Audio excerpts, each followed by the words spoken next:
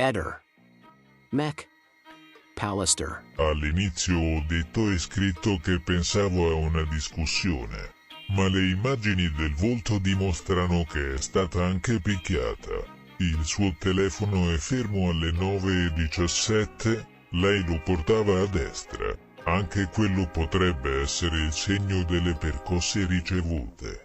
La combinazione di aggressione verbale e fisica per lei è stata devastante, ma non si è suicidata. Oggi ho 2 certezze sulla morte di Lily, che è stata picchiata, lo dicono le foto del volto da morta, e che la mattina del 14 dicembre 2021 è sparita in piazzale Gioberti. Non c'è traccia di lei. Dopo, lei è morta per scompenso cardiaco acuto dovuto a una discussione verbale accesa che però poi è sfociata in un'aggressione fisica. È un mistero che ha sconvolto la città di Trieste, la morte di Liliana Resinovic. Una storia che continua a sollevare domande e a sfidare le conclusioni ufficiali, lasciando dietro di sé una scia di incertezze e teorie irrisolte. Liliana Resinovic, una pensionata di 63 anni, è stata trovata senza vita il 5 gennaio 2022 in un boschetto situato nei pressi dell'ex ospedale psichiatrico di Trieste. Il caso ha catturato l'attenzione pubblica non solo per le circostanze del ritrovamento, ma anche per i molteplici dubbi che circondano la sua morte. Inizialmente, l'autopsia suggerì che Liliana fosse deceduta 2 giorni prima del ritrovamento, ma nuove analisi stanno mettendo in discussione questa cronologia.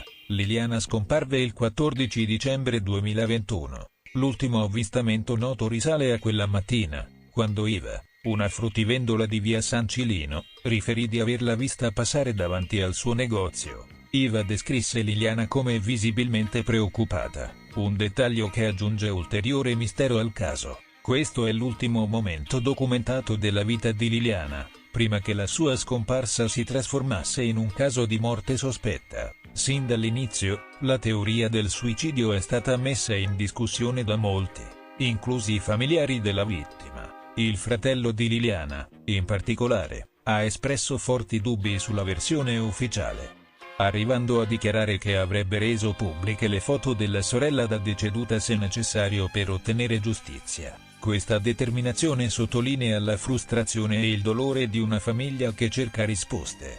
Uno dei punti centrali del caso è la temperatura del boschetto dove Liliana è stata trovata. Recenti incontri tra consulenti hanno stabilito che la temperatura dell'area era inferiore a quanto inizialmente stimato. Questo dettaglio potrebbe significare che Liliana è morta il giorno della sua scomparsa, e non 2 giorni prima del ritrovamento. Tuttavia, per giungere a una conclusione definitiva, si attende l'analisi del microbiota, una tecnica innovativa che potrebbe fornire nuovi indizi sul momento esatto del decesso. Il pubblico ministero ha autorizzato l'uso di questa tecnica sperimentale su richiesta del generale Luciano Garofano, consulente del marito di Liliana, Sebastiano Visindin. L'analisi del microbiota potrebbe rivelare dettagli cruciali sul tempo trascorso dalla morte al ritrovamento del corpo, fornendo una nuova prospettiva sulla cronologia degli eventi.